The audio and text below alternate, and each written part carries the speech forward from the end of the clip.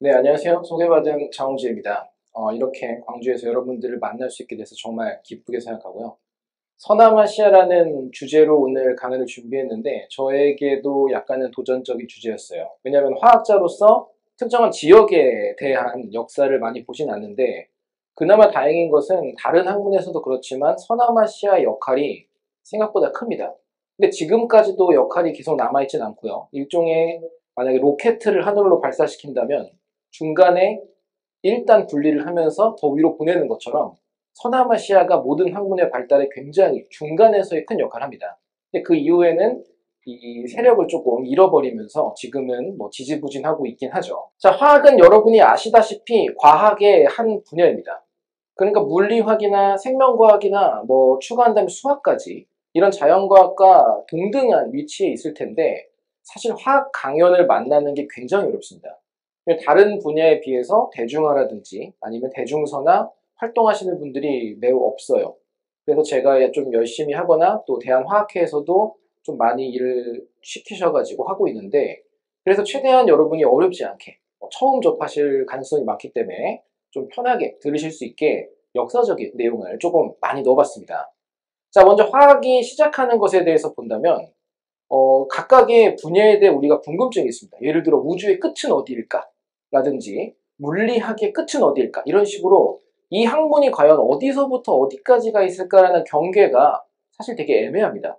근데 화학은 경계가 정말 선명하게 있습니다.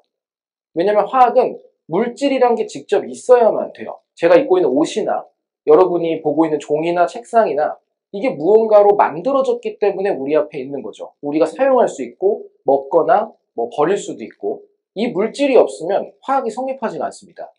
이 때문에 우리가 살면서 걱정하는 많은 이야기들이 다 화학과 관련돼요. 어떤 게 막 발암물질이라거나 아니면 뭔가 환경오염을 일으킨다거나 다 얘기 보면 다 화학물질 뭐뭐라고 다 써 있습니다. 결국 이거는 피할 수가 없는 내용인 거죠. 그럼 이런 물질이 무엇으로 만들어져 있을까? 그 가장 작은 기초가 무엇일까가 사람들의 관심이었어요. 물론 이건 제가 화학자로서 현대의 제가 말하는 거지만 먼 과거에도 도대체 이 세상은 무엇으로 되어 있는 걸까? 하늘이나 땅이나 우리의 영혼이나 이런 건 뭘로 돼 있을까를 고민하는 사람이 많았을 겁니다. 그런 사람들을 우리는 철학자라고 불렀죠. 자, 화학은 성립하기 위해서는 원자라 부르는 가장 작은 알갱이들이 필요합니다. 그리고 다행인 점은 원자라는 것의 종류는 주기율표라는 굉장히 복잡한 한때 한 번 정도 외워보려고 시도하는 그 표에 있는 게 전부예요. 그 종류를 넘는 게 없습니다. 다행이죠. 근데 이것들이 몇 개를 어떻게 연결하냐에 따라서 지금 우리 주위 모든 게 만들어지고 있는 겁니다. 결국 화학의 마지막은 원자입니다. 원자보다 작은 세상은 우리가 화학이라고 부르지 않아요. 거기는 물리학이라고 부릅니다. 자, 그럼 우리의 궁금증은 이 원자가 언제 생겼느냐? 결국 뭔가가 있어야 되니까 우리는 우주가 탄생하는 거대한 폭발로 우주가 만들어진 순간 거기서부터 수소라는 가장 간단한 그리고 미래 에너지로 우리가 기대하는 그것이 생기는 순간 화학이라는 게 만들어졌다고 생각을 하고 있습니다. 자, 하지만 이거는 우리랑 상관이 없어요. 우리가 없었을 때 먼 과거에 있었던 일이기 때문에 사람들의 화학이라고 볼 수 없죠. 하지만 우리가 중요한 건 인간의 화학이 언제인가가 중요한 겁니다. 자, 인간이 마주한 첫 번째 화학 반응이자 모든 화학의 시작. 이거 역시 학문마다 있겠죠? 물리학이라면 뭐 돌이나 창을 집어 던지는 순간이 물리학을 만난 걸 수도 있고, 뭐 생명과학이나 약학은 뭔가 풀 같은 걸, 이게 약초고 독초고를 구분하면서 사용한 게 만난 순간일 수도 있어요. 근데 화학의 만남은 더 극단적이었던 게 불타는 거를 발견한 순간 인간은 화학을 만납니다. 가장 간단하면서 기본적인 화학 반응이 물질이 불에 타는 겁니다.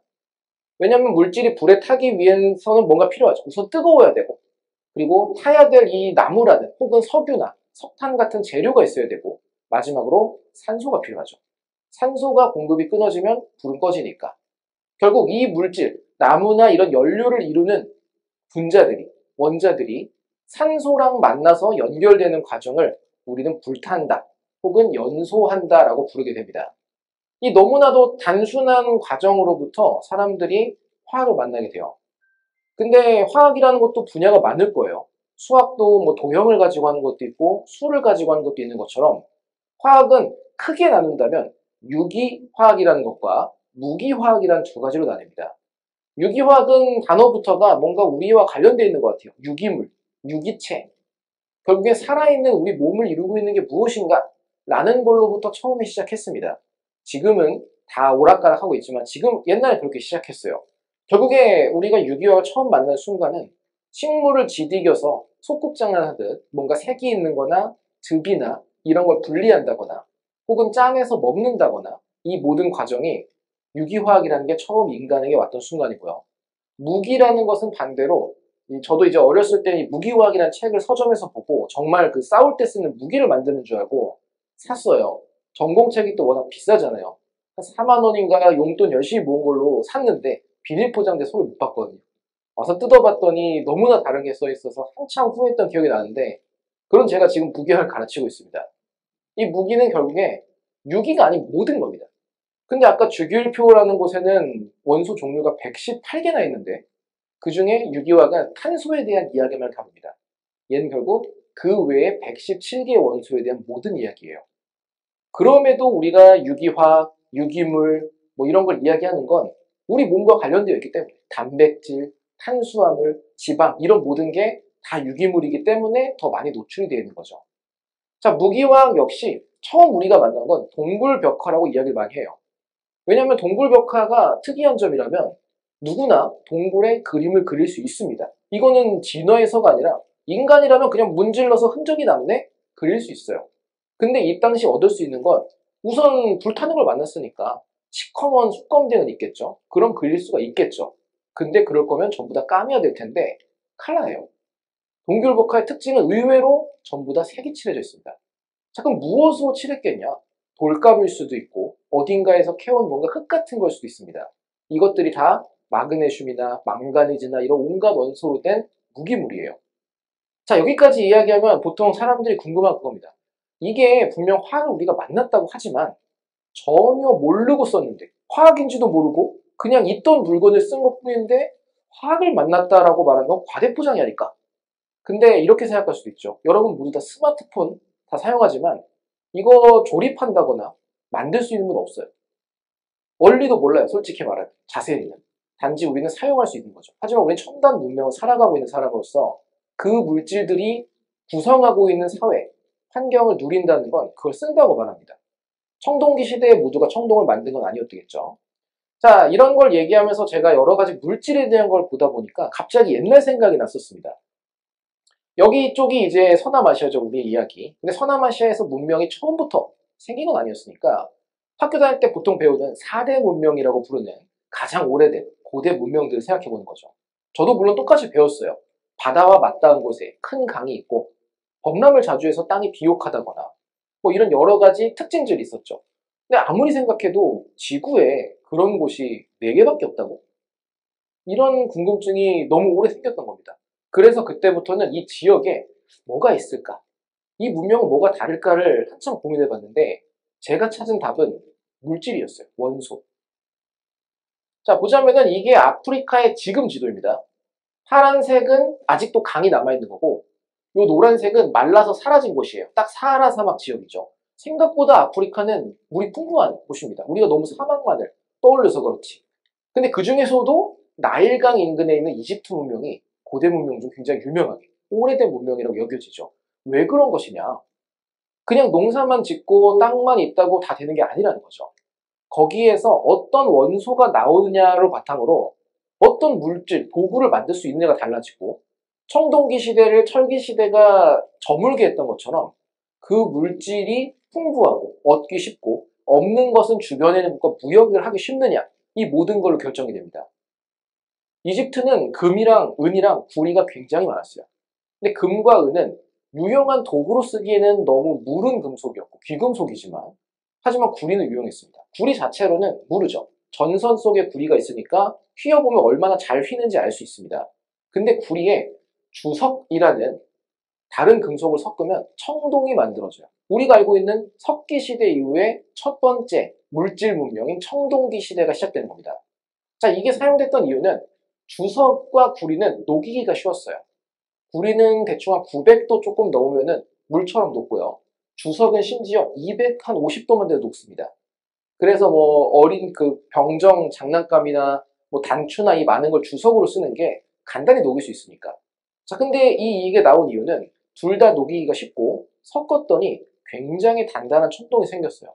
그럴 거면 그냥 처음부터 철을 녹일 수도 있지 않나? 철은 녹는 점이 1500도 정도입니다. 근데 중요한 건 우리가 나무를 넣고 바람을 불어서 피우는 모닥불이 1200도예요. 모닥불로 불 피워서는 구리와 주석은 녹일 수 있지만 철은 녹일 수가 없어서 못 썼던 것뿐입니다. 자, 그리고 특이한 점은 청동기는 이름 때문에 이 금속은 청색인가 보다. 또 유물도 보면 다 이렇게 청색이 있어요. 그거랑 아마 상관이 없습니다. 청색은 녹슨 건데 보통 쇠 같은 경우는 녹이 슬면 붉은색이 되면서 부스러지죠. 청동은 파랗게 되면서 더 단단해져요. 그래서 더 과거 문명인데 유물이 남아있어서 우리가 청동기가 있구나 알았던 겁니다. 속설로는 만약에 철기가 먼저였고 청동기가 나중이었으면 우리는 철기 시대가 있었다는 걸 몰랐을 거래요. 다 바스라져서 없어져 버려갖고 그 도끼여도 나무밖에 안 남는 거죠. 하지만 여긴 나무가 썩어 문드러져도 날은 아무리 시간이 가 남는 거죠. 자, 이집트 역시 청동 시대였습니다. 옆에 있던 페르시아 지역에서 주석을 수입해 오면서 청동을 만들어서 빠르게 번성을 했고요. 오른쪽에 보이는 건 딱 봐도 이집트 같지 않죠. 우리나라 고조선 시대가 바로 청동기 시대였습니다. 그래서 고조선의 유물로 많이 이야기를 듣는 게 청동검, 청동방울, 청동거울 다 청동이 들어가죠. 그래서 청동 시대였습니다. 하지만 우리가 알고 있는 건 이 시대도 결국에 다른 금속들로 대체가 되는데 그 중에 제일 중요한 역할을 했던 게 금입니다. 금을 실제로 도구를 만드는 데 쓰진 않아요. 물은 금속이니까. 하지만 금은 녹슬지가 않습니다. 절대로 녹슬지가 않아요. 100만 년이 지나도 녹슬지 않는 금속이 금이라서 그래서 과거의 모든 이런 가장 중요한 종교라든지 어떤 국가의 귀중한 물품은 금으로 만들어진 게 남아있는 게 그냥 금으로 됐기 때문입니다. 그리고 금이 특별한 점은 여러분이 알고 있는 모든 금속을 많지는 않더라도 떠올려보면 이렇게 선명한 노란색을 갖는 금속은 금밖에 없어요. 약간의 노란색을 갖는 금속은 한 두세 종류가 더 있는데 이런 색은 금 외에는 없습니다. 그리고 이 색은 해가 떠오를 때 하늘의 색과 똑같았어요. 당연히 당시에는 실내 조명이라는 게 없었기 때문에 태양이 있는 때만 활동을 할 수 있고 태양이 있어야만 농경이든 뭐든지 할 수 있었습니다. 결국 우리를 살아가게 하는 신이 태양에 있다고 본 거죠. 그 증거는 모든 문화나 종교의 최고신들은 다 태양신이에요. 이집트가 됐건 뭐가 됐건 태양신이 첫 번째입니다. 근데 이거는 태양의 색이었기 때문에 심지어 변질되지도 않는 얘를 신의 금속이라 불렀고요. 근데 우리에게 갖는 의미는 금이 보급되고 하면서 계급과 사회 이런 것들이 급격하게 체계화를 갖는 거죠. 흔히 말하는 부익부 빈익빈이 금의 발견과 보급으로 급격히 시작된 겁니다. 하지만 문명과는 상관이 없다 그랬죠. 문명과 관련된 건 아까 지나갔던 철입니다. 철기 시대라고 부르지만 저는 이 표현이 살짝 애매하다 보는 게 사실은 철강 시대가 맞아요. 왜냐하면 철은 굉장히 단단합니다. 그리고 우리가 잘 알고 있는 격언 있죠. 단단한 건 부러지기 마련이다. 철로 만든 칼이랑 청동으로 만든 칼을 서로 부딪히면 철로 된 칼은 두 동강이 나요. 청동 칼은 휘어요. 그러면은 당연히 철은 쓸모가 없죠. 그렇게 녹이기 힘든 게 부러져 버리면 다시 녹여야 되니까. 근데 청동은 두드려서 피면은 쓸 수가 있어요. 그래서 우리 생각에는 청동기가 막 번성했다. 누군가 어느 국가가 보통 이제 히타이트로 많이 이야기하는 그쪽 국가가 철기를 만들으니까 순식간에 그 지역의 패자가 됐을 것 같지만 동시에 같이 쓰고 있었습니다. 사실 철과 구리는. 근데 사람들이 알게 된 건 여기다 철강이라는 탄소를 조금 넣었더니 얘가 탄력이 생겼어요. 우리가 쓰는 모든 건 100% 철이 아니라 다른 게 섞여 있습니다. 스테인레스가 됐건 뭐가 됐건 철이 과반수 이상을 구성하고 일 뿐이지 온갖 걸 섞어서 씁니다. 자, 여러 가지를 사용하고 만들고 됐던 건 우리가 알고 있는데요. 그럼 지금 우리가 사는 시대는 뭐냐? 지금 사는 시대도 역시나 철기 시대라고 보는 경우가 있고요. 그거 외에 다른 의견은 제2의 석기 시대라는 의견이 있습니다. 왜냐면 지금은 첨단 반도체, 전자 이런 문명인데 이걸 만들기 위해서 제일 필요한 게 실리콘입니다. 그래서 이제 실리콘밸리라는 이야기도 있는 거죠. 그리고 실리콘은 바로 규소라는 원소인데 모래에 있어요.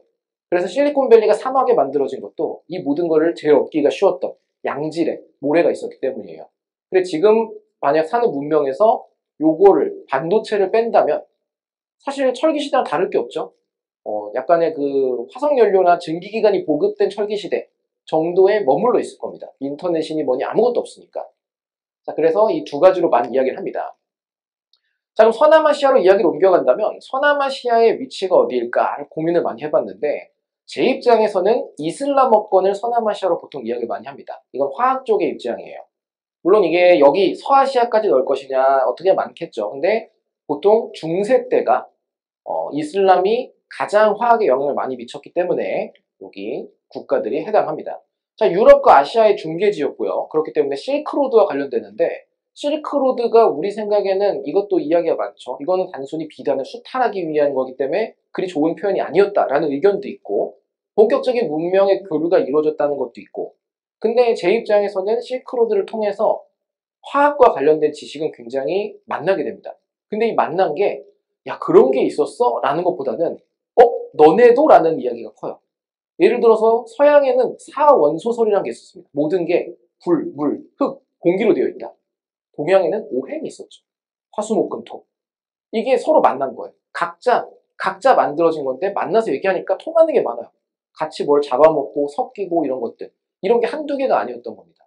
왜냐하면 화학은 실험적인 학문이기 때문에 물질이 필요하댔죠. 이론만으로 완성이 안 되니까 너무나도 현실적인 학문이었어요. 이게 만든 결과가 뭐냐? 지금도 그런 게 우리나라만 해도 있습니다. 같은 생선이든 음식이건 지역마다 가면 부르는 이름이 다를 때가 있어요. 근데 이게 전 세계적으로 똑같은 겁니다. 전 세계적으로 화학이란 이 물질이 뭐를 만들 때 넣으니까 뭐 옷감을 잘 물들여. 근데 나라마다 부르는 게 다 달라요. 심지어 이게 한 번 다 정리가 되고 본격적인 현대화학이 되는 시점이 첫 번째 국제학술대회라는 게 열려요. 세계 각국의 화학자들이 처음으로 한 도시에 모여서 의견 교류를 시작한 거예요. 그때 안건 중에 하나가 우리가 용어를 좀 통일하자. 식초 있죠. 아세트산이라 부르는 식초가 당시에 22개의 이름으로 불리고 있었어요. 나라마다. 한참 설명해도 얘기가 안 통하다가 나중에 보면 그거였어? 라고 끝나는 거예요. 항상. 이런 게 실크로드를 통해서 점점 맞춰지기 시작하면서 빠르게 발달합니다. 그 과정에서 공통적인 언어가 이슬람어였어요. 이슬람 쪽에 말을 서로 번역을 많이 했기 때문에. 자, 그 외에 여러 가지 특성들이 있지만 결국에는 이슬람으로 뭔가 유입이 돼야 될 겁니다. 여기가 화학의 발원지였다면 문제가 없었겠지만 아쉽게도 그건 아니었던 거죠. 모든 자연과학이라는 학문이 그랬듯이 화학 역시 철학에서 뿌리를 두고 있습니다. 이거는 자연스러울 수밖에 없는 게 무엇으로 이루어져 있느냐가 우리의 관심사였기 때문입니다. 우리라기보단 인간의 영원한 관심사였죠. 자, 이 그림은 아까 보니까 책자에서도 한번 나오더라고요. 다른 분께서. 라파엘로가 그린 아테네 학당이라는 그림인데 이게 로마 교황이 쓰는 서명의 방이라는 곳에 한쪽 벽면을 칠하고 있어요. 한쪽 벽면. 한쪽이라 말한 이유는 벽은 보통 4개죠.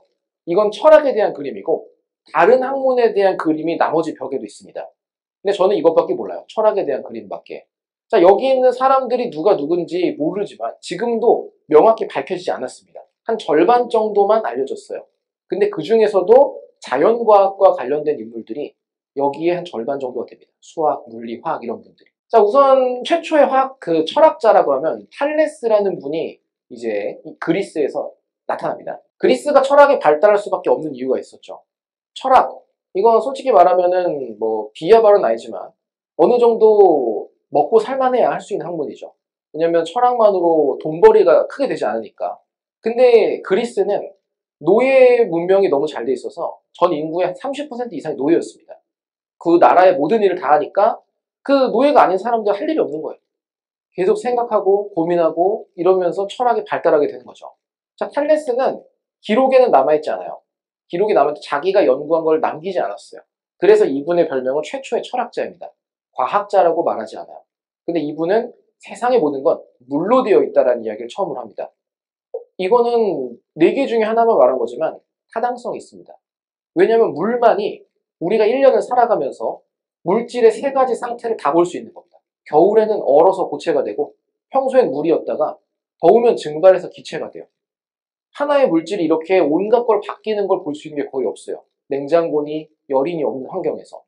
또 파도가 치고 밀물과 썰물이 있고 바다로 둘러싸인 곳에 또 그리스 섬들이 떠 있고 심지어 화석도 삼엽충 화석 같은 것들이 계속 발견되니까 생명이라는 게 물에서부터 올라왔나 봐 이런 생각을 하고 물이 근본이라고 말합니다. 자, 이 최초의 철학자 그러니까 그 제자들도 세상은 무엇으로 되어 있을까에 관심을 가졌어요. 바로 밑에 제자가 아낙시만드로스인데 이분의 별명은 최초의 과학자입니다. 인간 최초의 과학자가 아낙시만드로스입니다. 자, 과학과 철학의 차이는 뭐냐? 철학은 글로 남기지 않아도 됩니다. 이야기하고 토론하는 과정에서, 생각하는 과정에서 깊어져요. 근데 과학은 논문이라는 이야기 항상 있죠. 논문이나 보고서로 남기지 않으면 그거는 과학이라고 인정하지 않습니다. 왜냐하면 기록하고 그거가 틀렸다, 맞았다라는 걸 검증하는 과정이 필요하기 때문에. 이분은 다 남겨놓은 거예요. 지금 그림에서 계속 쓰고 있죠. 우리 선생님이 말씀하셨다 하고 다 쓴 거예요. 그래서 탈레스의 물의 얘기도 남았던 거고, 이분도 또 세상이 무엇으로 되어 있을까 이야기를 하는 거죠. 자, 하나씩 그 제자인 아낙시메네스, 또 더 후대 사람인 아낙사고라스, 다들 세상은 뭐 공기야, 세상은 흙이야, 이런 식으로 자기만의 이론들을 하나씩 펼치기 시작합니다. 근데 이름에 보면은 아낙스라는 말이 공통적으로 들어가 있죠. 이게 왕이란 뜻이에요, 왕. 진짜 그 나라의 왕이 아니라 그 분야의 왕, 리더. 최고 잘하는 사람. 아낙사고라스는 뒤에 뭐예요? 아고라입니다, 아고라. 민주주의의 상징이라는. 아고라라는 그 토론장이 있었는데, 결국 거기서 말싸움 제일 잘하던 사람이었던 거예요. 토론장만 나오면 다 이기는 사람. 아낙시메네스는 인내의 왕이라는 건데요. 이거 왜 이런 말이 붙었나 모르겠어요. 좋은 의미는 아닐 것 같은데. 아낙스만드로스가 현대사에선 제일 좋은 겁니다. 이게 부동산이에요. 부동산의 왕이라 아마 땅이 엄청 많았던 분이 아니었을까. 그래서 다 한 끗발씩 하던 분들이 이렇게 쭉 이어집니다. 자, 근데 이렇게 평화롭게 학문이 깊어지는 순간 서남아시아에서 침입해 옵니다. 물론 이 당시엔 서남아시아라기보다는 페르시아 제국이겠죠. 페르시아가 눈에 가시였어요. 그리스가 우선. 너무 달랐습니다.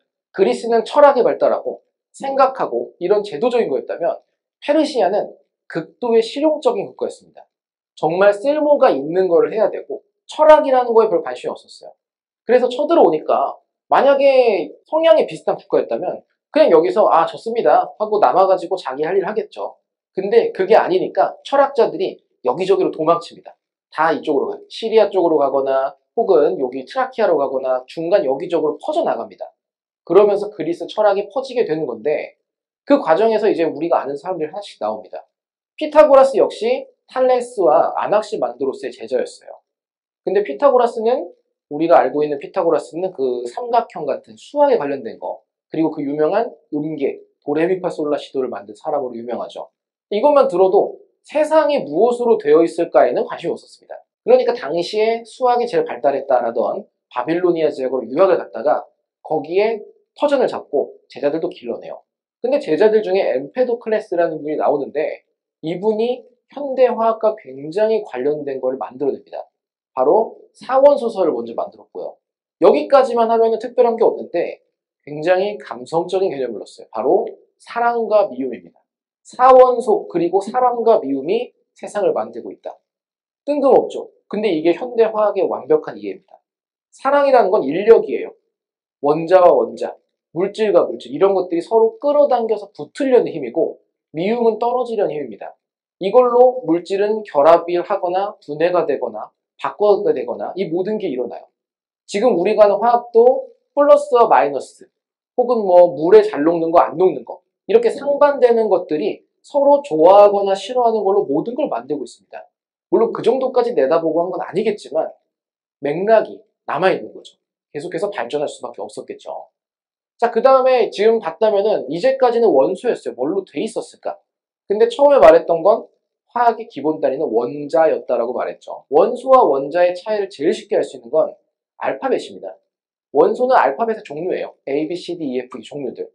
근데 그게 무조건 하나씩만 써야 되는 건 아니죠. 사과, A, P, P, L이면 P가 2개 써야 됩니다. 그리고 얘는 사과라는 것은 A, P, L이라는 4개의 원소로 되어 있는데 원자로 치면 5개인 거예요. P가 2개 썼으니까.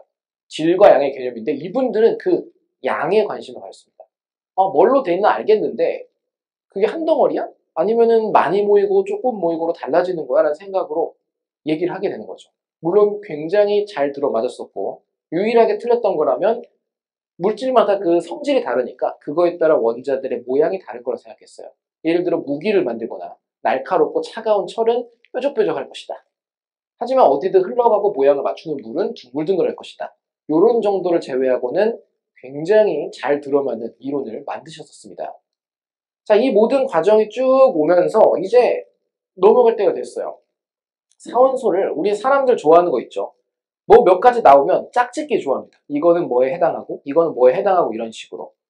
어떤 예를 들어서 뭐 별을 봤을 때 화성은 붉은색 별입니다. 우리는 화성에 철을 고대부터 짝지어놨어요. 녹슨 철과 화성의 색이 똑같다. 그리고 붉은색은 녹슨 철이나 피의 색이기 때문에 화성을 전쟁의 신과 짝지어놨습니다. 근데 이게 또 웃긴 게 다 맞아요. 화성이 붉은 이유가 철이 많아서 녹슨 철로 진짜 다 뒤덮여 있습니다. 이렇게 짝짓기 시작했는데 이 플라톤이란 분이 흔히 말하는 정다면체라는 것을 발견했습니다. 우리나라 말로는 정다면체인데 그래서 영어로는 플라토닉 솔리드라고 또 부릅니다. 모든 면이 같은 정사각형, 정삼각형 이런 걸로만 되어 있는 아주 대칭적이고 아름다운 도형들. 근데 보면 5가지가 있다고 알려져 있어요. 돌출된 거 보면. 근데 얘는 사각형들로, 얘는 삼각형, 삼각형, 삼각형으로 되어 있습니다. 근데 얘만 오각형이에요. 이거 4개가 당연히 요것보다 찾기 쉬웠겠죠. 오각형으로 될 거를 어떻게 바로 떠올리겠어요. 그래 이걸 4개 먼저 찾고 우리 윗사람들이 말한 거 보니까 세상에 원소가 4개래. 내가 찾은 이 완벽한 대칭성의 도형도 4개야. 짝짓자. 촘촘하게 쌓을 수 있는 이런 정육면체는 흙을 배치를 합니다. 집 짓듯 쌓을 수 있으니까. 날카롭고 뾰족한 정사면체는 불, 공격적인 거를. 어디든지 맞출 수 있는 이 물은 정20면체라는 구에 가까워. 다 짝짓고 나니까 갑자기 이게 발견됐어요. 큰일 났다. 어떡하지 하다가 우리가 이럴 때 하기 딱 좋은 거. 정신적인 가치를 짝짓자. 해서 얘를 에테르라고 부른 거였고요. 여기에다가 우주와 영혼과 정신을 대입시킵니다. 자, 이 행동이 연금술을 만든 거예요. 물질에 영혼이 존재한다. 이 영혼을 옮기고 영혼 안에서 모든 걸 만들어야 된다. 이렇게 시작을 하게 됩니다. 자, 근데 플라톤의 제자가 바로 그 유명한 아리스토텔레스입니다. 아리스토텔레스가 사원소설을 그 스승님, 플라톤의 이야기를 어느 정도 다듬고 살을 붙이면서 완성을 해요. 그래서 사원소설의 완성은 아리스토텔레스라고 불리고, 아리스토텔레스는 중요한 역할도 많이 했지만 화학에서는 망령이라고 불려요. 망령. 몇천 년간 이 유명한 분의 이 이론을 사로잡혀서 거의 한 17, 18세기까지도 못 벗어났어요, 사람들이. 그래서 이게 굉장히 오랜 지연을 일으킵니다. 자, 근데 아리스토텔레스가 너무 이야기를 잘 만들어서 어쩔 수 없었던 게, 예를 들어서 나무 토막을 태우는 연소 반응을 생각해 본다면 거기에 우선 불이부터 탈 겁니다. 그럼 불이 발견됐어요. 나무 속에 계속 타오르니까 불이 숨어 있던 거예요. 자, 다 타고 나면은 푸석푸석하고 가벼운 재가 남죠. 안 날아가는 거. 얘는 흙인 겁니다. 흙의 원소가 남아 있었어요. 자, 그리고 연기가 계속해서 올라갑니다. 공기의 원소가 있었고, 나무를 계속 가열하면 역청이라고 끈적끈적하게 송진처럼 흘러내립니다. 물의 원소가 나왔다. 아, 이거다. 4개의 원소가 어떤 비율로 배합됐냐에 따라서 나무가 만들어졌다. 자, 또 물에다가 돌을 던졌더니 돌은 보이지 않지만 물에 파동이 생기고 퍼져나갑니다. 돌이라는 흙의 원소가 물을 만나서 공기와 흐름을 만들어낸 거다. 이런 식으로 다 설명을 하기 시작하니까 그럴듯한 거예요. 거기 혹해가지고 이걸 믿게 되는 거죠. 그렇다고 이분이 잘못했다 할 수 없는 게, 연금술의 탄생에 제일 큰 역할을 한 게 아리스토텔레스입니다. 본인은 몰랐겠지만. 왜냐? 아리스토텔레스의 제자가 굉장히 유명한 사람이죠. 바로 알렉산더 대왕입니다. 알렉산더 대왕이 바로 우리 21세기 현대가 원하는 융합 인재였어요. 아버지는 필리포스 2세라서 완전 장군, 군인, 그냥 무조건 무력 이거였고, 아리스토텔레스는 완전 철학자의 최고봉이었습니다. 문물을 완전 어렸을 때부터 엘리트 교육을 받으니까 이거를 융합하는 것에 대해서 거부감이 없었습니다. 그래 정보강으로서 엄청나게 많은 것을 정보를 했지만 문화를 없앤다거나 자기들 걸 보급하려 안 하고 그거를 섞으려고 계속 노력을 했었습니다. 유일한 단점은 일찍 죽어버린 거예요. 너무 빠르게. 29살인가의 나이로 세상을 떠나니까 갑작스러웠죠. 그러니까 디아도코이라 말하는 후계자 전쟁이 생긴 겁니다. 이 넓은 땅을 누가 할 거냐. 그 밑에 장군들이 다 지금 갈라먹기를 하고 내가 적법한 알렉산드로스의 후계자다 하면서 싸움이 벌어진 거예요. 그럼 여기서 어디로 가느냐? 바로 이집트로 가게 됩니다. 우리. 이집트를 차지한 톨레미, 흔히 말하는 프톨레마이오스, 이쪽이 가장 중요한 역할을 하게 됩니다. 자, 그 이유는 이 지역에서, 이집트에서 연금술이 시작되고요. 이집트에서 화학이 시작됩니다. 화학을 케미스트리라고 부르는데 도대체 이게 무슨 뜻이냐라는 의문을 갖는 분들이 많아요. 화학자도 잘 몰라요, 솔직히. 근데 이거에 대한 어원이 캠이라는 게 검다라는 뜻입니다. 새까만 색. 이집트 쪽에 검은 흙이 많아서 그 지역의 기술이라는 의미도 있었고, 그거 외에는 그 미이라를 만드는 과정 중에 몸이 그 사체가 새까맣게 색이 바뀌는 과정이 있습니다. 이건 과메기 생각하시면 돼요. 제 이론으로는 미이라 만드는 거랑 과메기 만드는 과정은 똑같습니다. 그래서 그런 식으로 바뀌는 기술을 막 보급했던 곳이기 때문에 이거는 이집트 땅의 기술이다. 이게 지금까지 온 게 화학이라는 게 됐어요. 알케미스트는 똑같은 건데 관사입니다. 같은, 더나 같은. 자, 그래서 이런 것이 발견이 되면서 이제 점차 퍼지기 시작해요. 근데 동서양을 막론하고 가장 큰 영향을 준 원소는 수은입니다. 수은에 대해 제일 큰 관심을 가졌던 것도 아랍 지방이었어요. 왜냐하면 사원 소설이 아니라 아랍에서 발생한 원소는 세 개로 옵니다. 세상의 기원은 세 개. 소금과 유황과 수은으로 모든 게 이루어졌다고 이야기를 합니다. 자, 만국 공통으로 수은의 매력을 느낀 거는 당연히 흐르는 금속이다라는 것도 있겠죠. 근데 제일 특이했던 거는 이게 수은 광물입니다. 진사라 부르는 황화수은이라는 광석이 새빨갛고요. 요게 동굴벽화에서 빨간색이기도 하고요. 또 옛날 아주 먼 옛날을 배경으로 한 영화를 보면 몸을 새빨갛게 칠하는 그런 원시인들이 나오기도 해요. 그것도 이걸로 칠한 겁니다.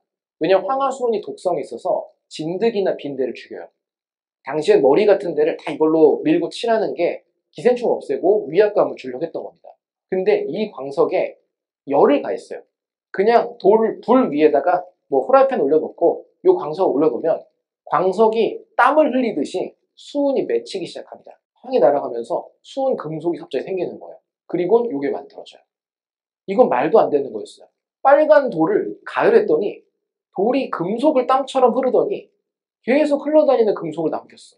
그리고 황과 수은과 소금이랬죠. 여기다가 그럼 다시 황가루를 뿌리면 어떻게 되냐. 황은 구하기 쉬웠어요. 화산지대에 노랗게 여기저기 있으니까 가루내서 뿌리니까 다시 이게 된 거예요. 이 물질을 만든 겁니다. 우리는 물질을 바꿀 수가 있게 됐고 금속의 영혼과 광물의 영혼을 바꿨다. 세상을 그만 알았다. 이것 때문에 금을 만들 때 수은을 넣어요, 사람들이. 왜냐면 이 수은이 만든 합금의 별명이 아말감입니다. 옛날에 충치치료를, 요새는 아말감 잘 안 써요. 왜냐면 수은 들어있다 그러면 다 하기 싫어하니까 요즘엔 다른 걸로 많이 바꿨는데 아말감 치료가 수은 합금입니다. 근데 여기서 수은이 녹아 나오진 않아요. 굉장히 합금을 잘 만드는 애라서. 얘는 금이든 뭐든 다 만듭니다. 한 두 종류 빼고는 다 만들어요. 그러니까 얘를 넣었더니 납에다 넣어도 뭔가 새로운 게 되고 어디다 넣든지 바꾸기 시작하는 거예요. 이게 그 소위 말하는 현자의 노래 시작인가 보다. 모든 물질을 통합시킬 수 있어. 그리고 막 뭔가 넣었더니 색이 바뀌고 하니까 그래, 수은을 통해 가지고 금을 만들어야겠다. 근데 이게 성공한 것도 있습니다. 예를 들어서 아마가 만드니까 우리가 광석을 캐면 금광석이라고 금덩어리가 뚝 나온 게 아니라 섞여 있잖아요. 이거를 수은에 녹인 다음에 가열하면 수은은 액체가 돼서 나오고 금가루만 나와요. 결국 금을 분리하는 제일 쉬운 게 수은이라서 중세 때는 금광산에서 수은 중독이 제일 심한 사고였어요. 근데 수은은 또 흥미로운 점이 뭐냐? 이거는 이제 서양 이야기들이죠. 동양도 수은이 유명하죠. 진시황릉의 수은으로 만들어졌던 연못이 있었다. 이런 게 발견되고 그 이유가 진시황은 수은을 먹는 걸 좋아했어요. 왜 좋아했냐? 수은이 불로장생의 근본이라고 믿었던 겁니다. 근데 믿을만도 했어요. 나이가 되면 어떻게 됩니까? 주름이 생기게 되죠. 근데 수은을 바르면 액체 금속이라 피부로 흡수가 됩니다. 중금속이 피부에 흡수되면 근육을 경직시켜요. 그럼 모세혈관에 피가 잘 안 통하면서 뽀얗게 하얗게 돼요, 살이. 근육이 경직된댔죠? 주름이 펴져요. 해봤더니 이거를 바르니까 주름이 펴지고 얼굴 하얘진다. 내가 회춘을 하고 있다 하면서 계속 마시고 바르고 했던 거예요. 진시황만이 아니라 그 후대 황제도 그 다음 황제도 거의 7, 8명이 수은 중독으로 다 죽습니다. 그 다음부터 이거 하면 안 되겠어가 생긴 거고 서양인이 동양인이 우리가 몰랐던 흔히 있는 일이죠. 이거 굉장히 좋아. 근데 나중에 보니까 그 독성 물질이래. 이거에 당했던 겁니다. 근데 그 과정에서의 많은 시도들은 학문을 발전시킨 게 있었던 거죠. 그 진시황의 이야기나 서양에서는 엘리자베스 여왕이 그 천연두를 알아서 피부가 좀 흉이 많았고 또 당시의 여성으로서 유럽 중세에서 지도자를 갖다 주변 국가가 우습게 보겠죠. 그러니까 위압감을 주려고 그림처럼 얼굴을 굉장히 하얗게 분칠하고 다녔어요. 영화에도 하얗게 나옵니다. 이게 납으로 만든 화장품이랑 수은을 섞어서 항상 발랐어요. 위압감을 주려고. 그래서 결국 수은 중독으로 죽은 제일 유명한 2명이죠. 이분들 말고도 뭐 굉장히 많아요. 납중독, 수은중독 죽은 사람들. 뭐 남 얘기는 오늘 안 할 것 같긴 하면 뭐 고흐, 반고흐도 납중독이었어요. 귀 잘랐잖아요. 납중독 증상 중 하나 정신착란이 있어요. 왜냐면 당시 사용하던 물감이 다 납입니다. 하얀색이니 뭐니 납을 썼어요. 베토벤도 납중독이었죠. 납중독 증상이 신경질적이고 다혈질이 되고 귀가 먹어요. 이거는 베토벤이 죽고는 남긴 머리카락을 그 목걸이, 영화 나오면 그 목걸이 딸깍 열면 보관하는 거 거기 넣어서 옆집 꼬마한테 선물로 줬는데 이게 시간이 흐르고 경매에 나왔습니다. 그거를 베토벤 재단에서 샀어요. 소더비 경매 나온 거. 사서 이 물질, 이 머리카락에 뭐가 들었나 봤더니 납이 일반인의 500배가 나왔어요. 왜냐면 당시에 그 도자기 칠하는 그 유약이 중국에서 온 파란색 도자기들은 납을 썼거든요. 근데 그걸 너무 좋아했대요. 맨날 거기다 밥 먹고. 그러면서 이제 문제가 됐다 하죠. 이런 이야기들이 다 옛날 유명한 사람 보면 다 뭔가 어떤 물질 때문에 죽었습니다. 그러니까 우리가 지금 뉴스 보고 화학물질 보고 해롭다는 것도 인간의 영원한 과제일 수밖에 없겠죠. 자, 근데 이렇게 잘 흘러오던 게 이제 급격히 바뀝니다. 기원전에서 기원으로 넘어가면서 두 가지 거대한 사건이 생기죠. 첫 번째는 클레오파트라가 몰락합니다. 클레오파트라가 이집트의 마지막 파로였고 그 말은 톨레미의 후계자였습니다. 후대죠, 후대. 근데 이게 딱 죽으면서 이 화학과 연금술의 근본이라고 했던 나라가 망해버린 거예요. 심지어 복속된 게 로마였는데 여러분들이 그리스 철학자는 뭐 소크라테스니 피타고라스니 이런 사람들 이름을 고민하면 떠오를 수가 있는데 로마 철학자를 말해보라 그러면 말할 수 있는 사람 거의 없습니다. 왜냐하면 로마는 철학이 관련이 없는 나라였어요. 로마는 정치, 군사, 경제 이런 거에 대해서 엄청나게 발전한 나라였지 철학을 하는 나라가 아니었죠. 그러니까 자연스레 철학과 관련된 학문들이 사그라듭니다. 두 번째 사건은 예수 그리스도의 탄생입니다. 이거는 종교적인 의미가 아니라요. 예수 그리스도 탄생하면서 만들어낸 게 이제 초기 기독교죠. 기독교가 문제라기보다 초기 종교라는 게 문제였습니다. 왜냐? 당시에는 다신교가 굉장히 많았는데 기독교는 유일신교였고요. 이게 초기 종교였는데 주변 애들이 다 철학자. 제일 싫어하는 게 철학자입니다, 사람들이. 왜냐? 계속 물어봐요. 이런 종교 이렇게 교리가 있고 이렇다 하면은 왜요? 그거 맞나? 계속 물어보니까 언젠가 허점이 나와요. 초기 종교라서 이게 그 탄탄한 과정이 없었기 때문에 그러니까 이게 문제가 된다. 그래서 철학, 점성술, 천문학, 연금술 하는 사람들을 미신, 파가니즘이라 그러면서 쫓아내기 시작합니다.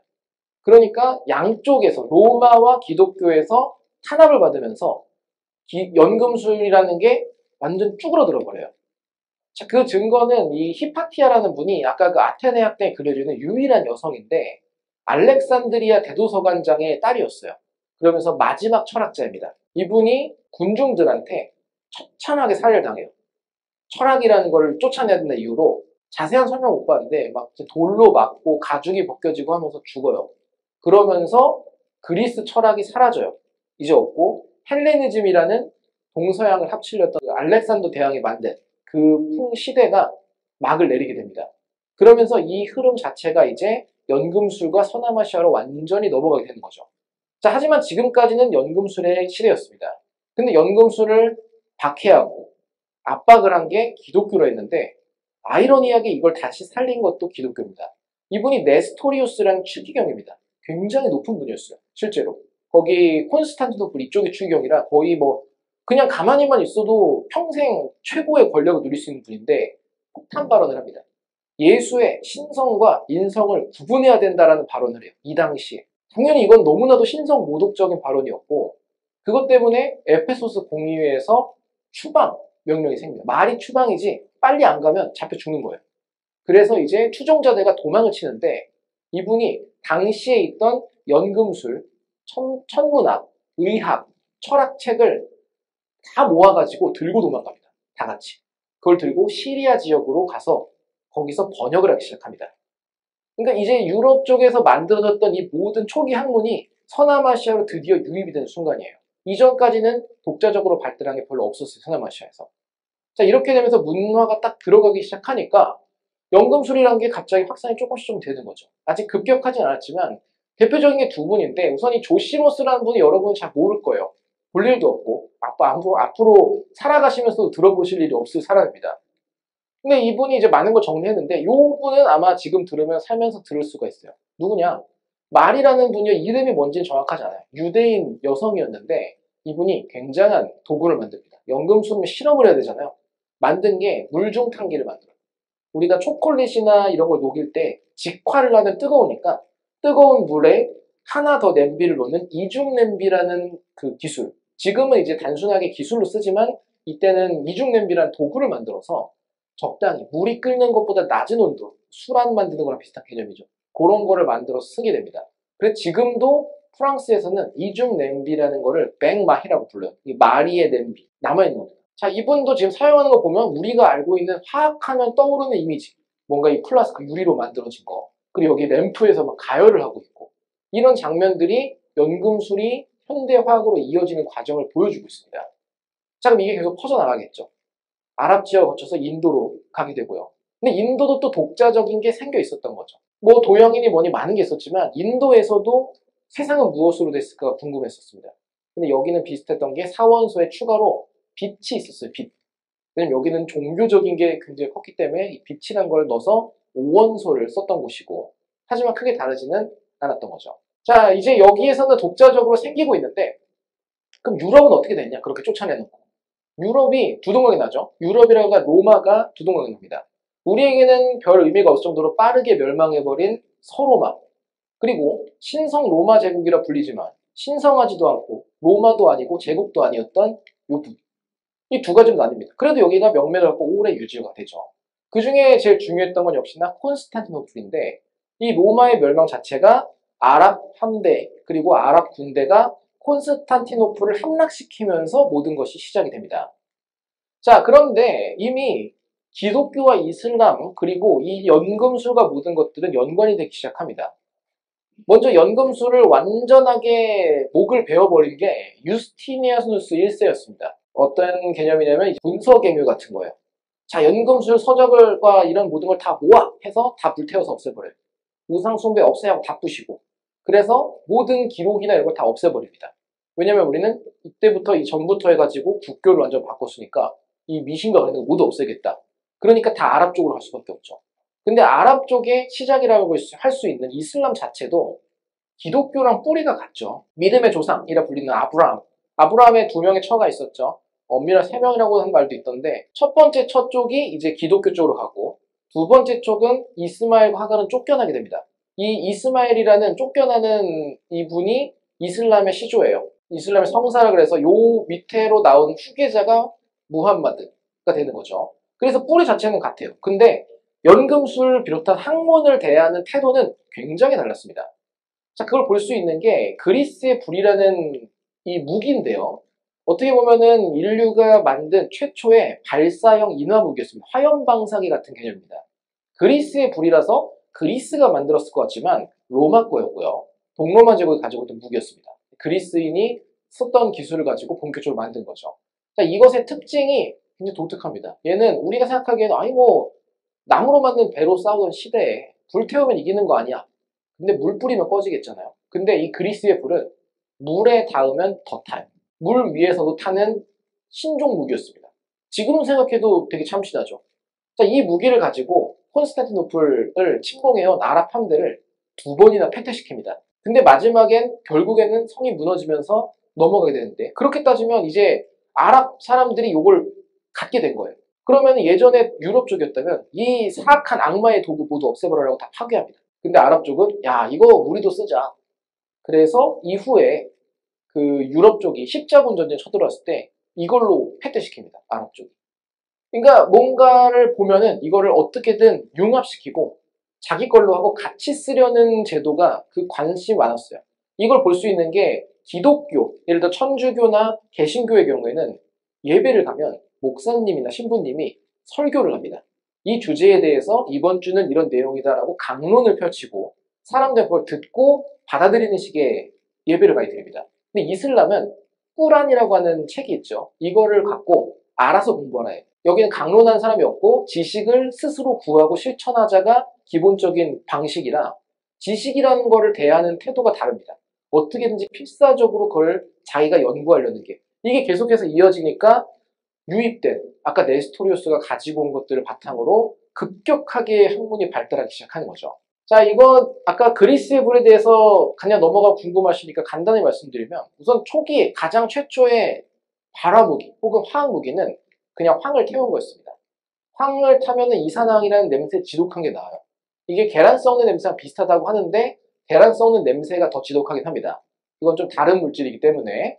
자, 근데 이게 제일 처음 쓰였던 게 역시나 플라타이아의 전투라고 페르시아와 아테네 연합군 이 전쟁을 했던 곳이었습니다. 이때 스파르타, 우리가 알고 있는 그 영화 300 등에 나오는 스파르타가 황을 이제 항아리에 넣고 불태워 던져가지고 공격했던 게 역사에 남아있는 최초의 화학전쟁이라고 알려져 있습니다. 그럼 이걸 본격적으로 사용한 건 누구였느냐? 역시나 알렉산더 대왕이었어요. 알렉산더 대왕이 황에다가 아니 좀 더 잘 타게 만들어보자 하면서 이런 것들을 섞어놓습니다.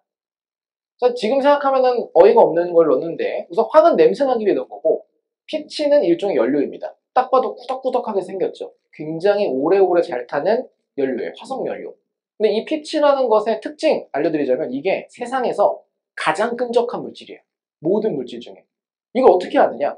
지금 이 보이는 모습이 그냥 설치했다기엔 의미가 없어 보이잖아요. 이 실험하고 있는 겁니다. 얘가 한 방울 떨어지는데 얼마나 걸릴까? 이게 다 떨어지는데 얼마나 걸릴까라는 실험을 100 몇 년 전부터 지금까지 하고 있어요. 이 유튜브에서 이거 검색하시면 실시간으로 계속 방송을 해요. 지금까지 7방울 떨어졌어요. 100년 넘게. 세상에서 제일 끈적한 물질입니다. 당연히 엄청 잘 타겠죠. 왜냐하면 휘발유보다는 경유나 등유가 더 연료가 높은 것처럼 당연히 매연도 많이 나오지만 얘는 엄청난 에너지원입니다. 그리고 얘네들은 광물인데 얘를 넣었더니 우리가 태우기 위해 좋은 산소를 내뿜으면서 냄새나는 물질이랑 또 같이 낸다는 걸 알렉산더 대왕이 발견을 해요. 그래서 이걸 세 개를 잘 갈아 넣어가지고 했더니 아주 효과적으로 냄새를 만든 거였죠. 자, 그러면 이 물질도 여러분이 볼일을 먹고 살면서 보면 안 되는 물질이에요. 왜냐면 이 물질의 특징이 물과 닿으면은 격렬하게 반응하며 폭발한다. 가 특징인데 구성하는 거 간단합니다. 우선 칼슘, 우유에 들어있고 우리 뼈에도 많은 칼슘, 인 역시 우리 몸에 굉장히 많은 우리가 아는 DNA라든지 세포 이 모든 걸 만드는 겁니다. 이게 지금까지 연구되고 제가 조사하기로는 그리스의 불의 핵심이었어요. 얘가 물에 닿으면 독가스를 만들면서 저절로 계속 불이 탑니다. 그러면 이런 거 만드는 게 지금은 몰라도 동로마 제국이 이런 걸 할 수가 있었겠느냐? 할 수 있습니다. 우선 칼슘은 뼈에 많댔죠. 사람 뼈가 아니어도 동물 뼈를 가지고 구할 수가 있고요. 인이 제일 많은 건 소변입니다. 아무 문제 없이 인만 모을 수 있는 건 소변입니다. 결국 뼈를 갈아서 소변에 넣고 끓이면은 이 두 개가 합쳐진 새로운 물질이 생겨요. 근데 아까 저희가 봤던 것 중에서는 쓸데없이 이 산소 O가 같이 들어있죠. 얘만 딱 없애면 좋겠는데 산소를 없애는 데 제일 좋은 게 탄소예요. 이게 어디 쓰느냐? 철광석. 우리가 땅을 판다고 쇳덩어리가 나오지 않습니다. 철광석이라는 광물이 나오고 이거를 정련을 해서 금속을 만들죠. 그때 코크스라 불리는 물질을 넣는데 이게 탄소 덩어리예요. 탄소를 넣으면 산소들을 뺏어서 다 이산화탄소가 돼 날아가 버리고 나머지만 남겨놓습니다. 결국 숯을 집어넣어가지고 끓이면 이 물질이 가루로 얻어집니다. 얘네를 가지고 터트리면 굉장히 잘 불타는 얘가 이제 폭발성 독성 기체가 나오는 거고 열이 나오면서 터지는 겁니다. 그러니까 생각해보면 과거에 무엇이 됐건 지금에 무엇이 됐건 만들 수 있습니다. 제가 요새 연구하는 건 이런 거 연구라기보다는 전 대중 강연들을 하다 보니까 뭐 일상에서 구할 수 있는 걸로 뭘 만들 수 있느냐 이런 것들을 많이 조사를 하는데 되게 안 되는 게 없어요. 솔직히 말하면 화학에서는. 자, 본론으로 가자면은 그렇게 열심히 잘 막던 콘스탄티노플이 이제 무너집니다. 열심히 해봤지만 해상전만 그랬던 거고 이제 땅에서 공성전이 되니까 무너져 버려요. 그 이유가 밑에 보이는 우르반 대포라는 이 엄청나게 거대한 대포를 이제 아랍 제국이 들고 와서 쏴대기 시작한 거예요. 이게 사진만 보면은 약간 뭐 임진왜란 때 배에 실려 있는 것 같지만 이게 버스 크기예요. 그래서 만들어서 들고 오는 거가 뭐 소 몇십 마리에 사람 몇백 명이 이거 하나를 끌고 가는 거예요. 바퀴 달린 거에 넣고 그렇게 2달간 가면 도착한대요. 그리고 한 번 쏘는데 3시간인가 2시간이 걸려요. 왜냐면 이때는 우리가 요 뒤에 보이죠? 이 대포알이 돌입니다. 사석포라 불려서 돌덩어리를 발사하는 무기였습니다. 폭발 무기가 아니었으니까. 그러니까 발사하면 이 여기 버스 크기만한 요 버스 몸통만한 게 깎아놓은 돌을 열심히 가져와서 밀어서 넣고 다시 들어가지고 쏘니까 3시간 걸려요. 하루에 많이 쏘면 8번인 겁니다. 24시간이니까. 근데 그건 이론적으로 7발씩 쐈대요. 근데 이게 한 대가 아니었던 거죠. 이걸 놓고 열심히 쏴대니까 이거를 맞고 무너진 것도 있겠지만 뭐 그 자체가 공포죠. 뭐 말도 안 되는 걸 가져오더니 돌이 막 집채만한 돌이 막 날아오니까 공포였던 거예요. 그러면서 이제 성이 무너지고 이게 전쟁이 바뀐 시작이었습니다. 왜냐하면 그 전에는 성을 지키면 이기는 거예요. 삼국지 이런 시대 보면 뭐 성을 점령하려면 방어하는 병력의 3배는 필요하다. 뭐 이런 게 손자병법에 나오는 것처럼 지키는 게 유리했습니다. 근데 이거를 기준으로 대포가 만들어지면서 지키면 바보인 겁니다. 지키면 대포알의 나라 다 무너지고 이겨도 이긴 게 아니에요. 이미 성인이 지빈이 다 무너져 있는데 내가 졌어 하고 가버리면 다 복구해야 되잖아요. 그러니까 내가 이기든 지든 밖에서 싸워야겠다 하면서 야전이라는 게 생겨서 다 몰려 나와서 밖에 싸웁니다. 그러면 또 이제 이걸 갖고 못 싸우겠죠. 다 뛰어나오는데 이거 언제 옮겨요? 그러니까 작게 만들자. 점점 작게 만들자 하다가 총이 만들어져요. 그래서 이게 총에 만드는 필요성이 생긴 첫 번째 전투였습니다. 자, 이렇게 바뀌고 나니까 이제 아랍 쪽이 다 점령을 하고 뭐 지식들을 다 가져간 거예요. 있던 문헌들을 가져가고 번역을 하기 시작하고 활용을 합니다. 이 당시가 이슬람의 황금기라고 불립니다. 이 너무나 유명한 분이라 다른 강연에도 자료에 보니까 있던데 알라지라는 의학자, 철학자, 연구술사 그 당시에 인기 많은 거 다 한 거죠. 이걸 가지고 온갖 일을 다 합니다. 뭐 치료도 하고 뭐도 하고 그 외에도 뭐 여러 가지 일을 하는데 그 중에 유명한 게 뭐 화학 쪽에서는 알코올입니다. 알코올 우리는 그냥 뭐 사서 마실 수 있는 별거 아닌 거. 그냥 그런 정도 취급이죠. 근데 알코올의 이 이름, 알코올이라는 다른 별명이 그 아쿠아 비타라고 생명의 물이었어요. 이게 이제 이거 먹으니까 사는 것 같다 이 느낌이 아니라 소독할 수 있으니까. 모든 사고의 제일 큰 거는 감염인데 알코올을 증류를 시켜서 끓여가지고 왜냐면 알코올은 물보다 빨리 끓으니까 그것만 모아서 높은 농도의 알코올을 만들어서 했더니 세균이 다 죽더라. 그래서 이걸로 많은 사람을 구하게 됩니다. 자, 이때부터 이제 알코올을 증류를 하고 그때부터 사람들이 어떤 물질이든 끓여서 증류해서 순도를 높인다거나 분리할 수 있구나 하면서 하나씩 막 다 시도를 하는 겁니다. 그래서 황산이라는 것도 나오고 염산, 질산 이런 산성 물질이 나와요. 이 산이라는 게 우리는 되게 무서운 물질 같지만 산이 화학의 핵심입니다. 왜? 섞여 있는 거에서 녹여가지고 분리할 수 있는 건 산밖에 없으니까 이걸 통해서 우리는 모든 것들을 하나씩 분석하기 시작하는 거죠. 이 모든 과정이 시작되고요. 또 연금술도 이제 에메랄드 태블릿이라는 거 써있는 것처럼 모든 과정들 연구를 하게 되는 거죠. 또 이 이븐 하이안이라는 분도 기록에 남긴 걸 보면은 아까 그 조시모스의 그림처럼 현대 화학이 사용하는 기구들이 그대로 나와 있는 모습을 볼 수가 있습니다. 자, 이런 식으로 여러 가지로 계속해서 발전을 하게 돼요. 그것이 총 집합된 게 지혜의 집이라는 곳입니다. 이 지혜의 집은 약간 어떻게 생각하면 그런 알렉산드리아 대도서관이랑 약간 비슷합니다. 흔히 있는 말이 알렉산드리아 대도서관이 그 복사 업무를 해줬어요. 왜냐면 가장 큰 도시에 있는 가장 큰 지식의 집합체니까 내가 가지고 있는 이 비전의 책 같은 거 가지고 오면 이 사람들이 복사해서 쓰고 그 복사한 사본을 줘서 돌려보냅니다. 자, 여기까지만 들으면은 이거 날강도죠. 거의 막 우리 집에 있는 훈민정음 이거 원본입니다 가져왔더니 복사하고 자 이거 깨끗하게 쓰니까 가져가시고 원본 여기 놓을게요 이거니까 도둑놈 같지만 당시에는 복사나 이런 재본 기술이 없었어요. 그러니까 파괴되기 직전의 책을 유지시키면서 보존을 시켜준 겁니다. 자, 같은 맥락으로 지혜의 집에도 가져오면 그 지식들을 다 번역을 하고 보관을 해서 쌓아놓는 용도로 굉장히 활용을 합니다. 지식이 정말 쌓이고 있던 거예요. 근데 이 쌓인 지식이 퍼져나가야지만 우리가 말하는 로켓 발사에서의 추진체 역할을 이슬람 문명이 했다는 거잖아요. 그게 바로 유럽이 다시 땅을 되찾으면서 시작이 됩니다. 십자군 전쟁이 계속 벌어집니다. 십자군 전쟁에 대해서 이야기가 많죠. 이게 뭐 탐욕 때문에 그런 거다, 뭐 정치적으로 그런 거다, 많은 게 있지만 결국 핵심적인 거는 딱 하나입니다. 붙을만 하다. 옛날에는 그 속수무책으로 당하고 뭐 기술도 딸려, 뭐도 딸려, 다 딸려서 안 됐는데 우리가 이렇게 많이 뺏기고 지내다 보니까 생각보다 이제 할만한데? 라는 게 벌어진 거예요. 그래서 흔히 말하는 레콘키스타, 국토 회복 전쟁이 발생하게 되는 겁니다. 근데 국토 회복 전쟁이라는 것의 의미가 화학 쪽에서는 뭐가 있느냐? 자, 보면은 당시에 우마이야 칼리프국이랑 스페인이 전쟁을 하는데 당연히 스페인이 자기 영토들을 계속해서 찾아가기 시작하겠죠.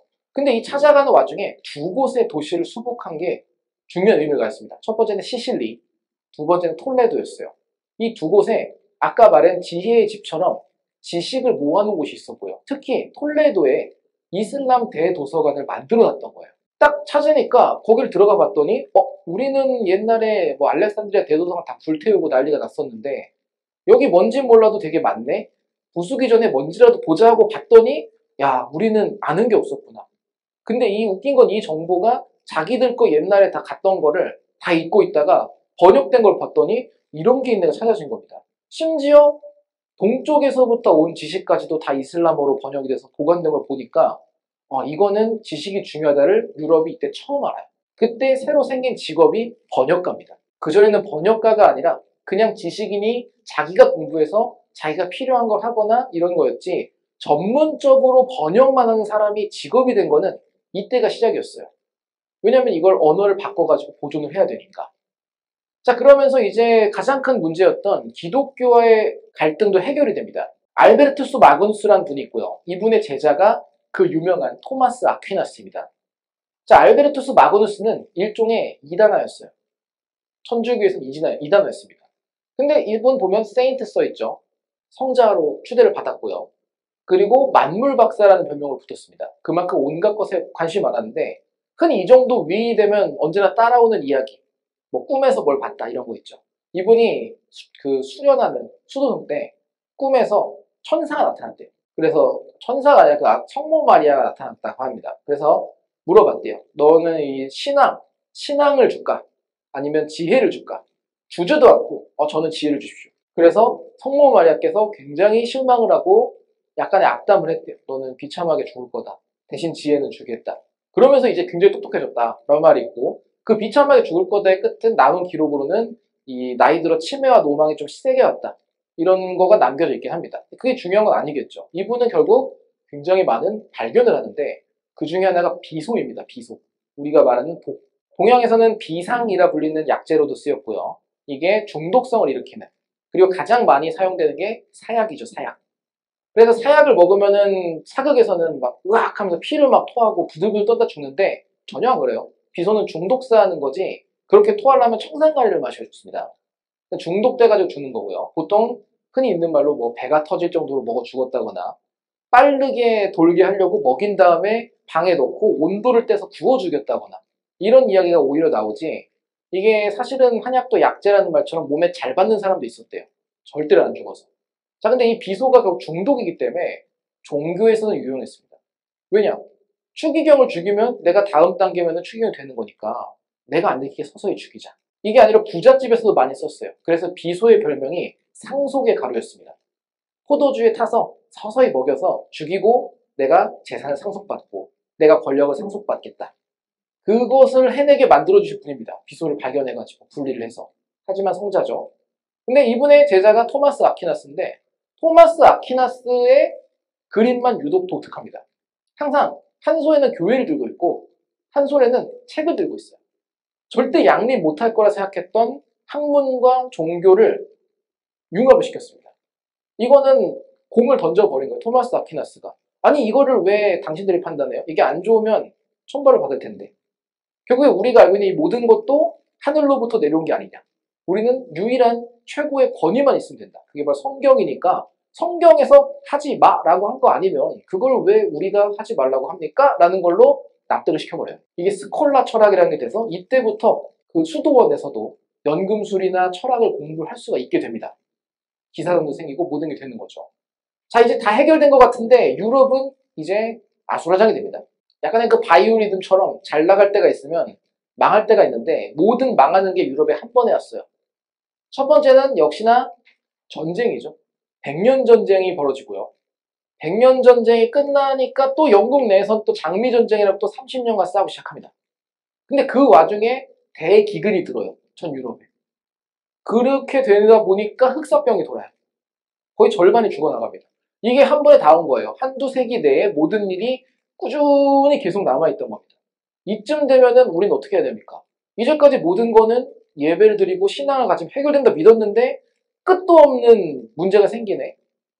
자, 이거는 누군가 때문에 벌어진 일이라는 재물이 필요해요. 그게 마녀사냥이 시작되는 거죠. 원망할 대상.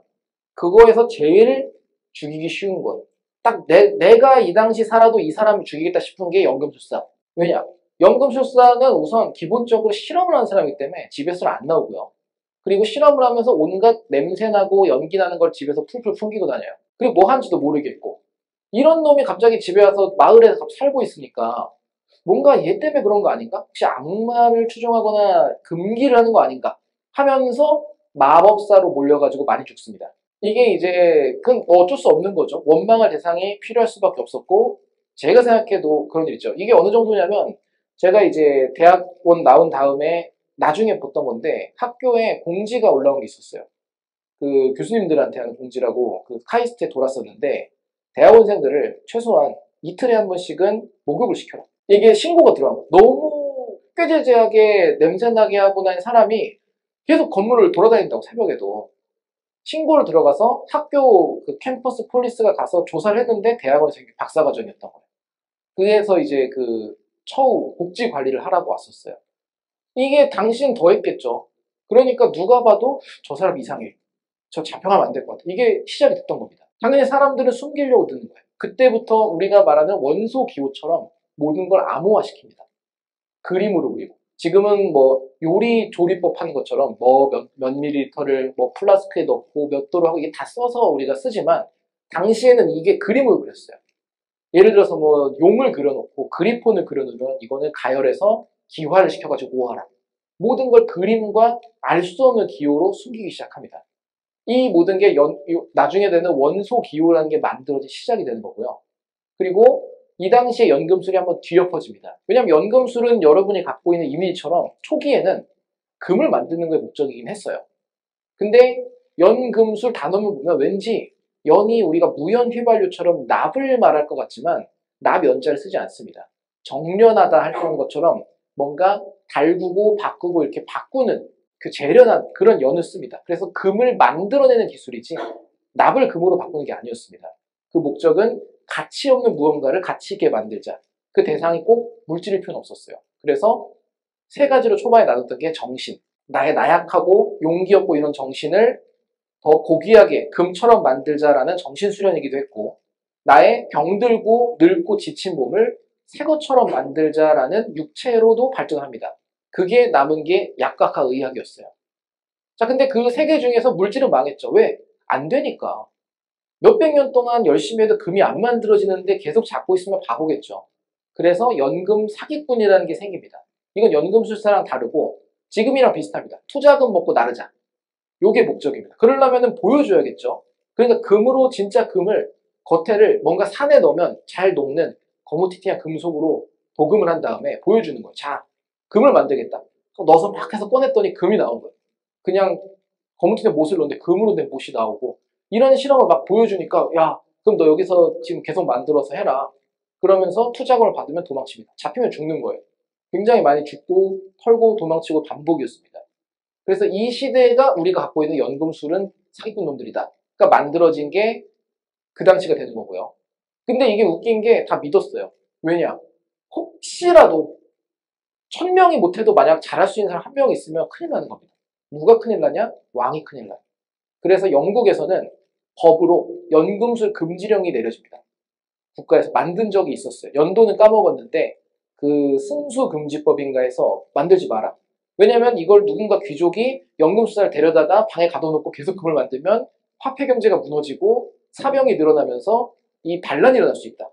왕권 유지를 위해서도 연금술 금지되어야만 한다라고 연금술사들을 금지했던 적이 있었습니다. 자, 어쨌든 간에 연금술은 안 된 거예요. 금이 안 되니까. 하지만 몸을 바꾸는 건 되는 거죠. 그 과정에서 발견된 물질들. 예를 들어 수은. 수은은 독성 물질 우리 다 알죠. 그리고 아까 먹었다 죽었다 알고. 근데 매독이라는 병이 있죠. 매독의 유일한 치료제가 수은이었습니다. 1500년에 발견이 돼요. 지금 우리 생각은 매독은 뭐 성병 중에 하나고 좀 지겹거나 이런 치료가 필요한 거지 매독 걸렸다고 다 죽거나 이런 게 아닌데 당시는 매독 걸리면 100% 죽는 거였습니다. 치료가 없어 급성으로 가니까.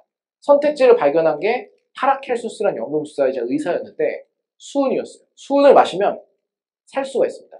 확률적으로. 우리에게 선택지 겁니다. 자, 너 매독 걸렸는데 죽을래? 아니면 수은 먹고 죽거나 살거나 걸어볼래. 물론 후유증 많이 남을 거야.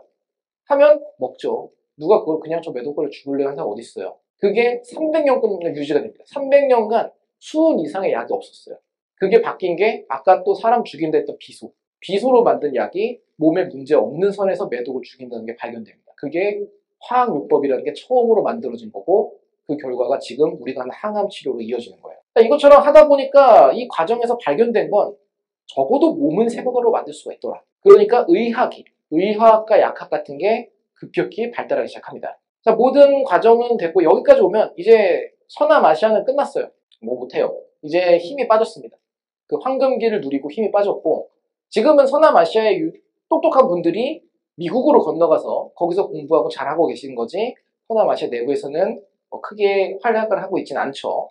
하지만 과학은 발달하기 시작한 거죠. 이 당시까지도 화학은 없었습니다. 연금술만이고.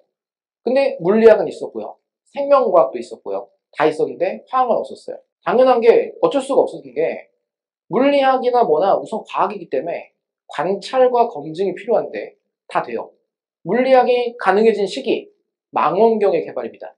별을 보니까 우리도 지금도 그러죠. 별이 어떻게 움직이고 블랙홀이 어쩌고 하는 걸로 천체 물리학이라는 그 굉장히 세상에서 가장 거대한 실험장이 우주에 있는 거예요. 이거를 보고 하니까 뉴턴이니 뭐 케플러니 이런 사람들이 야 물리학 법칙이 성립을 해 하면서 검증이 됩니다. 생명과학은 현미경의 발달이었어. 아무것도 없는 줄 알았는데 세포란 게 있고 미생물이 있고 우리 몸이 이렇게 작은 단위로 되어 있구나가 발견이 된 겁니다. 화학은 원자를 봐야 되는데 지금도 잘 못 봐요. 너무 작아서 최근에 이제 간단한 걸 볼 수 있는 정도지 우리 상상처럼 동그란 원자가 이쁘게 있는 게 아니라 그냥 어디 막 물감 번진 것처럼 보이는 정도. 그걸로도 막 우린 좋다고 막 치고 막 봤어 막 이러고 있는 상황이에요.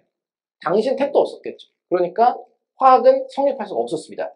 왜냐면 이때는 실험과 이 경험, 실험 이런 걸로 과학이 된댔는데 이거는 되는데 증거가 없으니까.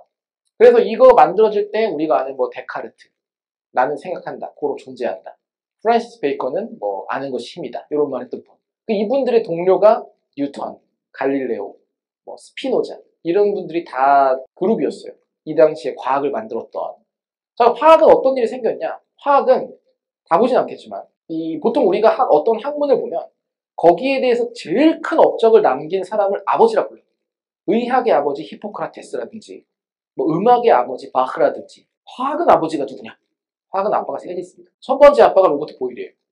왜냐하면 화학의 발달 과정은 이거를 통일하고 만들고 이 과정이 다 있었기 때문에 누구 한 명이 자 내가 모든 걸 해냈어가 안 통합니다. 이미 말이 안 통하는 시기였기 때문에 보일이 가장 먼저 그걸 시작을 하게 되는 거죠. 그러니까 보일은 이제 회의적 화학자라는 책을 쓰면서 그 책의 핵심은 그겁니다. 여러분 우리 너무 개판이에요. 아무 제도도 없고 절차도 없고 다 딴 얘기만 하고 있고 여전히 아리스토텔레스만 떠들고 있습니다. 이러면서 사람들에게 중요성을 말하게 되는 겁니다. 근데 이 보일은 다른 걸 떠나서 이제 고등학교 과학, 중고등학교 과학에서는 기체에 대한 내용으로 유명한데 그것보다 더 유명하지만 많은 모르는 게 리트머스 종이라고 넣으면은 색깔 바뀌는 종 있죠. 산이나 연기나 보는 거. 요거를 보일이라는 분이 처음 만듭니다. 이끼를 으깨가지고 그거를 종이에 묻혀 말린 거가 리트머스 종의 시작이었어요. 그래서 굉장히 이 외에도 많은 일들을 해낸 분이었고 이게 이제 마지막 저희가 준비한 슬라이드인데요.